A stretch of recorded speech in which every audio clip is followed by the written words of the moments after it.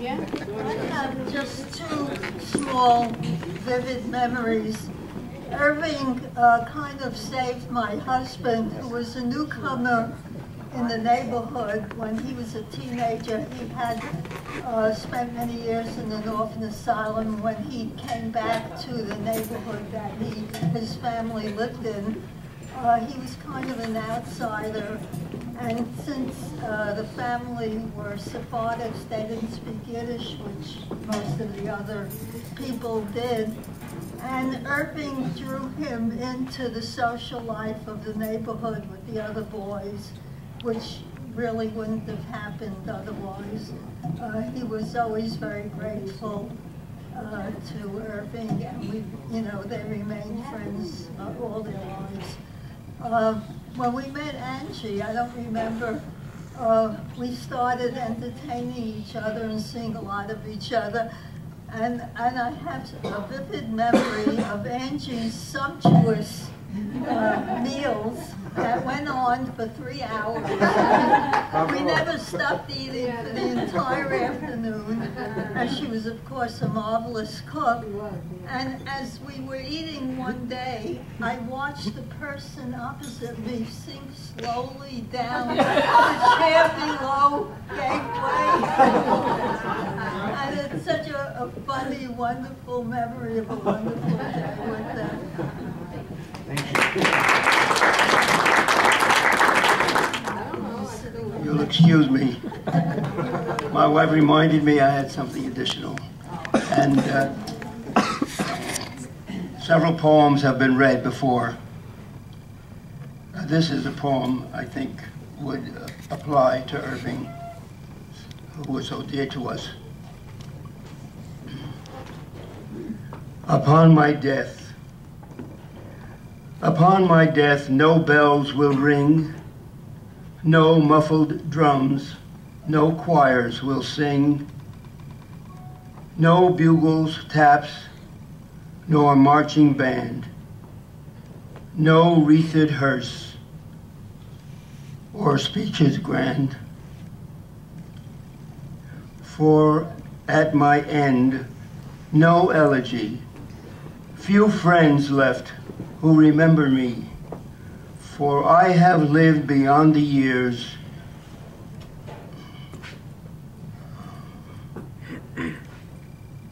Long past folks who would shed tears.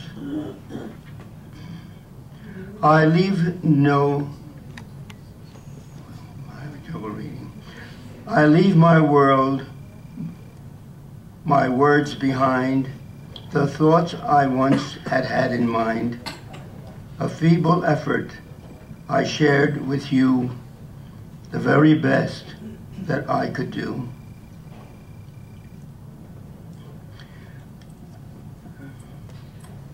No humanitarian I tried to give skills and learning that would live. Those who remain behind remember well, endearing stories one could tell. Unlike the dinosaur or mastodon, I leave no bones to look upon, perhaps a stone engraved to say, this mortal soul has passed away.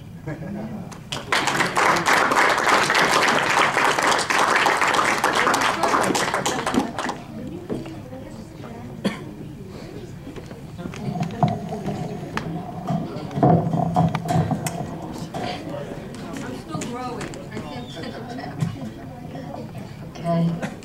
Well, I was looking at all the paintings. I was thinking that, and I know from personal experience that Angela just loved flowers. She had a lot of plants in her apartment, and I adopted one of them, actually.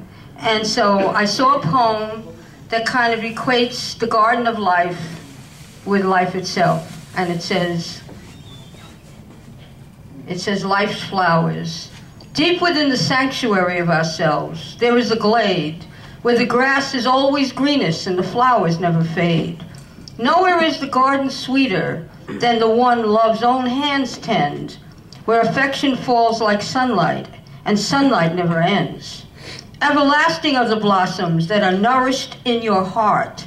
Little lights and little shadows, who can tell the two apart? So he who plants the smallest kindness sows indeed a mighty seed, for through years, like little acres, only love uproots the weed. And that was written by a lady named Grace Easley. And that reminds me a lot of Angela. I just want to read that poem. Thank you.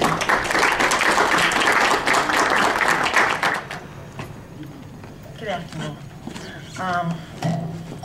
When I moved to Rochdale, I was the youngest in what we call House Congress in Rochdale Village. And that's the collaboration of all the cooperatives living together and doing a lot of things together, going to committees and making sure Rochdale was ran right, our money was going right and everything else. And I met this young man. And he happened to find out that I knew French also. So we became like real tight. And he loved me, loved my two daughters, and took them and always would have conversation. They wouldn't know what he was saying, but they would have conversation. And later on, I would have to explain what he said. But we would sit down and we would have long conversations. We would be in I was on the board,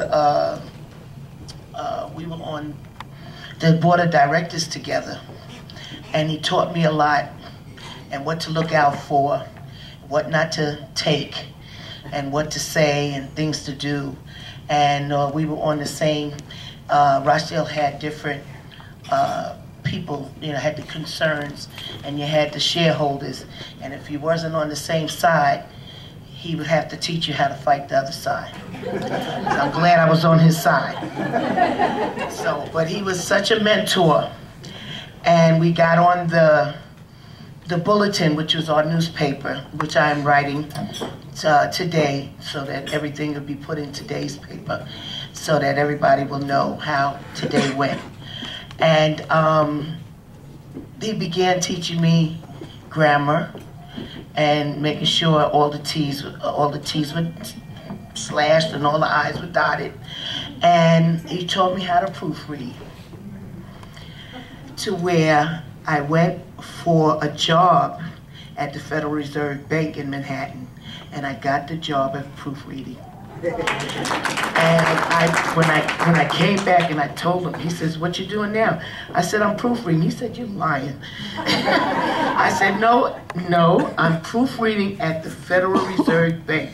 He said, "God bless you." I said, it's up to you. You're the one that taught me. And he said, "What accounts do you have?" So I would tell him I was in the government bond department, and I had Woody Allen's account, and he would say, "Well, how much is he getting?" I said, I can't make that many zeros." So he would say, "Just keep it up and let me know if it's a good sale, and then we'll go in together." So I said, "Yeah." I didn't know what that was at first, but he taught me so much, and we became such good friends, and he embraced my family, my daughters, and my grandsons. To this day, bring wishes to your family from Irving, because he brought love to them. And he brought love to my heart. Angie, every time I saw her, "Is my husband up yet?" She said, "No, I'm bringing some breakfast to him now after I have breakfast."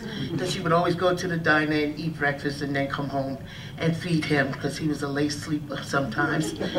And it was fantastic. Every time we met, we had a good conversation. He taught my children how to read, and he would make sure he loved children. And Rochdale loves him and misses him so much, and so do I.